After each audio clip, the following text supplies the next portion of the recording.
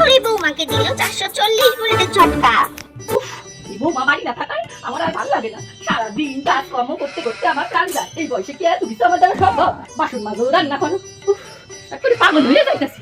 না, বৌমা এখানে ফোন করে জানি।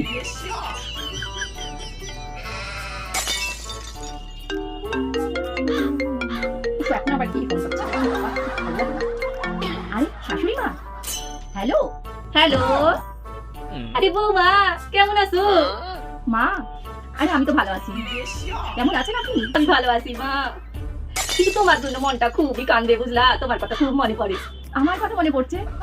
হ্যাঁ মা, পারলে চলে আসো তাড়াতাড়ি। আরে মা, আপনি বললে তো আমি এখনই চলে আসবো। খুব ভালো মা, চলে আসো চলে আসো। তাই নিশ্চয়ই চলে আসবো মা, এখনই চলে আসবো। আর শোনো মা, তোমার জন্য একটা ওই যে চমকদার আছে, চমকদার, ওই যে যেটা দেখলে মানুষ চমকায়া যায়। সারপ্রাইজ? হ্যাঁ হ্যাঁ হ্যাঁ, সারপ্রাইজ। তাই নাকি মা?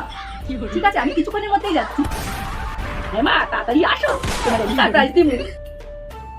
রাখি।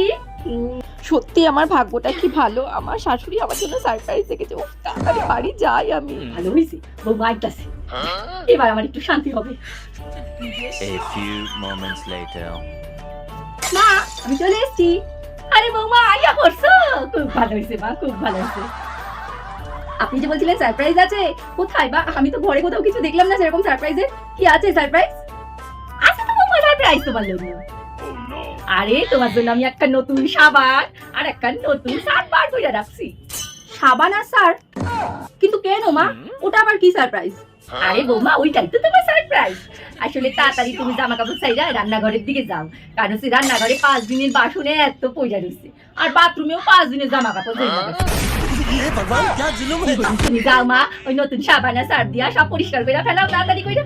আমি বরং একটু তোমার এই পাশের বাড়ির কাকিমার লাগে একটু গল্প করে আসি। ঠিক আছে মা, যাও তুমি। হ্যাঁ, দূর বাবা, ইচ্ছা করছে বুড়িকে আচ্ছা করে সার্ফ সাবানের সাথে ধুয়ে দিই। সত্যি সারপ্রাইজ ভেবে আসলে আবার কি সারপ্রাইজ পেলাম, কপালটাই খারাপ।